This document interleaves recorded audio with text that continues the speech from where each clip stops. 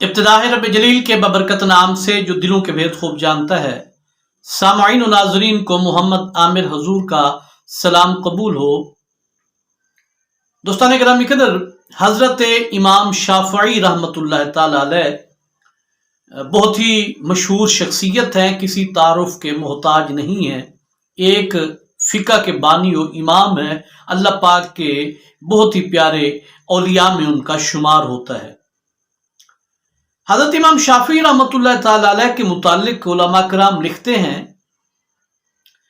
کہ آپ سارا دن بچوں کو احادیث مبارکہ پڑھاتے طلباء کرام کو، اور رات کے آپ نے 3 حصے مقرر کر رکھے تھے، 3 حصوں میں رات کو تقسیم کر رکھا تھا۔ عشاء کی نماز پڑھنے کے بعد پہلے حصے میں حضرت امام شافعی رحمۃ اللہ تعالی علیہ احادیث مبارکہ اور شریعت کے مسائل کو لکھا کرتے تھے، لکھنے کا کام کرتے تھے۔ رات کے دوسرے حصے میں حضرت امام شافعی رحمۃ اللہ تعالی علیہ اللہ پاک کی عبادت کرتے ہوتے تھے، نوافل پڑھتے تھے۔ اور نوافل کیسے پڑھتے تھے؟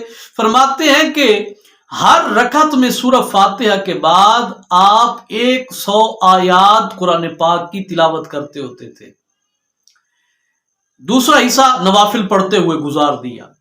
اب تیسرا حصہ آپ سوتے تھے، آرام فرماتے تھے، اور پھر تہجد کے وقت دوبارہ کھڑے ہو کے نماز تہجد اور نماز فجر وغیرہ کے لیے آپ دوبارہ اللہ پاک کی عبادت کے لیے کمر بستہ ہو جاتے تھے۔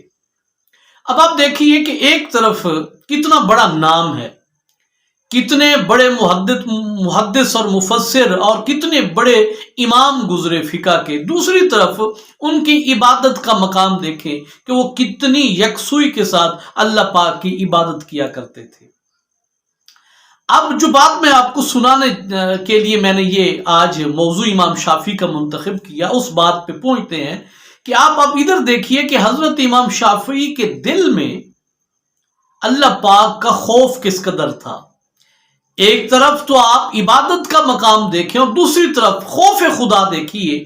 ایک مرتبہ آپ کہیں جا رہے تھے، 2-4 شاگرد بھی آپ کے ساتھ تھے، تو راستے میں چلتے ہوئے نا آپ کے ہاتھ سے آپ کا وہ جو ڈنڈا عصا تھا، لکڑی آپ ہاتھ میں پکڑ کے رکھتے تھے، وہ نیچے گر گئی۔ آپ نے چند کتابیں بھی اٹھا رکھی تھی، لہذا جھک کے نیچے وہ عصا اٹھانا تھوڑا مشکل ہو رہا تھا۔ جو شاگرد ساتھ تھے نا، ان شاگردوں میں سے ایک شاگرد آگے آیا اور اس نے آ کے حضرت صاحب کا، امام شافعی کا ڈنڈا اٹھا کے، بھی استاد صاحب تنگ ہو رہے ہیں، اٹھا کے دینے لگا، تو حضرت امام شافعی رحمۃ اللہ تعالی علیہ نے بڑی سنجیدگی سے اسے منع کر دیا کہ بیٹا نہیں، تم نہ اٹھاؤ، میں خود اٹھاؤں گا۔ بڑے تردد اور بڑی کوشش کے بعد امام شافعی نے خود وہ ڈنڈا اٹھایا، تو شاگرد عرض کرتا ہے حضرت کیا بات تھی، اگر میں آپ کو اٹھا کے دے دیتا، آپ اتنے جو تنگ ہوئے ہیں تو میں آپ کا شاگرد ہوں، میرا حق بنتا تھا آپ کی خدمت کرنی۔ جب شاگرد کی یہ بات سنی تو حضرت امام شافعی نے جو جواب دیا نا، کیا شاندار جملے ہیں حضرت امام شافعی کے۔ آپ فرماتے ہیں بیٹا، مرنے کے بعد ہر کسی کو اعمال کے حساب و کتاب کے لیے اللہ پاک کے حضور پیش ہونا ہے، اور میرا یہ ایمان ہے کہ میں بھی اللہ پاک کے حضور پیش ہوں گا۔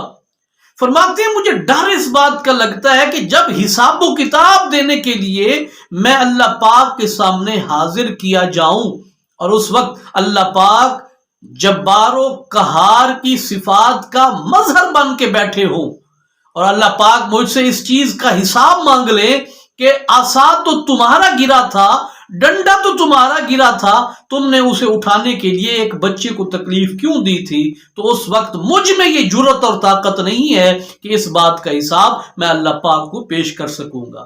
تو لہذا اس لیے میں آج خود اٹھا کے کل کی مشقت میں پڑھنے سے بچ رہا ہوں۔ پیارے دوستو، اس جملے نے نا مجھے تڑپا کے رکھ دیا۔ یار ایک طرف دیکھیں ان کا نام کتنا بڑا، دوسری طرف ان کی عبادت دیکھیں وہ کس قدر دل جمعی کے ساتھ عبادت کرتے، اور تیسری طرف دیکھیں کہ ان کے دل میں خوف خدا کس قدر کوٹ کوٹ کے بھرا ہوا تھا۔